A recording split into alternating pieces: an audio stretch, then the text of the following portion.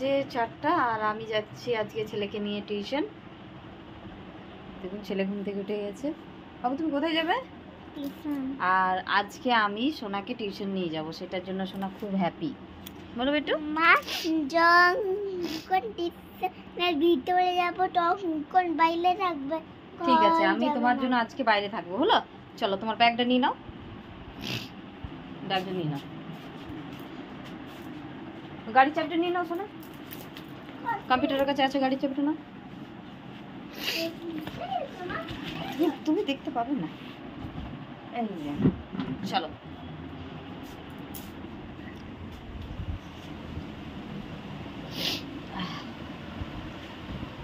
বেটু চলে এসো।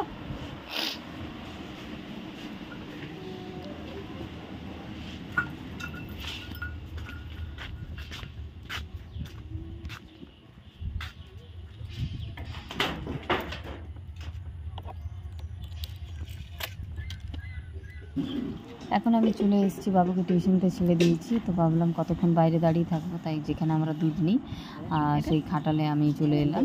আর ওখানে জেঠিমার কাছে বসে গল্প করছিলাম। আর এই কী সব মানে গরুদের খাবার দেয় সেগুলো দেখছিলাম। তারপর বাবাকে ফোন করে দিলাম যে বাবুকে নিতে আসো, আমি বাড়ি যাব। তারপর আমি বাড়ি চলে আসি। দেখুন কত পরিশ্রম করে, তারপর মানে খাটাল চলে। পরিশ্রম বিনা কোনো কিছুই খাওয়া যায় না। কি আছে এটাতে? হ্যাঁ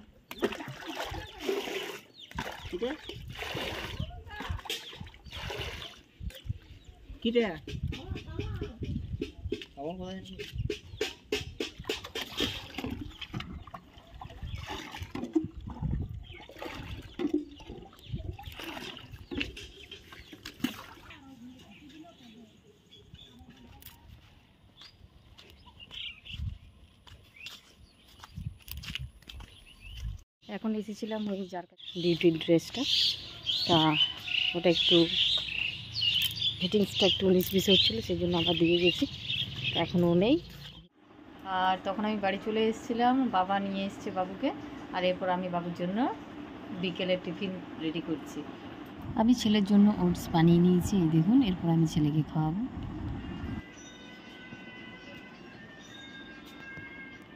কালকে 15 আগস্ট, তাই ছেলে এই গানগুলো শুনছে, ওর খুবই ভালো লাগে। আমি প্রত্যেকদিন সকালে এই গানগুলো লাগিয়ে দিই, আমারও শুনতে ভালো লাগে আর ছেলেরও মানে ভালো লাগে।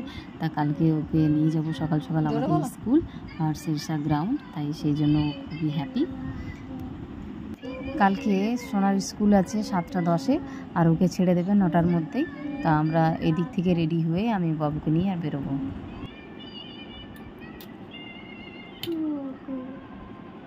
জোরে বলো।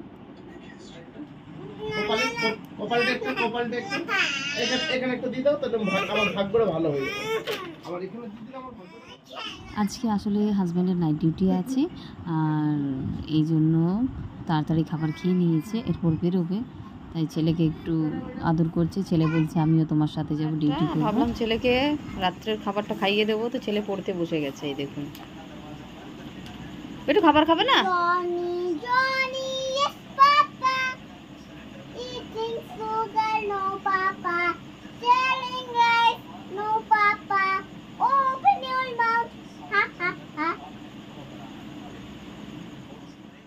নটা 40 আর আমাদের খাওয়া কমপ্লিট হয়ে গেছে। আর এখন সোনা যাবে ঘুমোবে। বেটু বলে দাও গুড নাইট। গুড নাইট বলে দাও সবাইকে। Good night. আর আমার ভিডিওটি যদি আপনাদের ভালো লেগে থাকে তাহলে অবশ্যই একটা লাইক, কমেন্ট, সাবস্ক্রাইব করে দেবেন। আর যারা ফেসবুক থেকে দেখছেন ফেসবুক পেজটি ফলো করে নেবেন।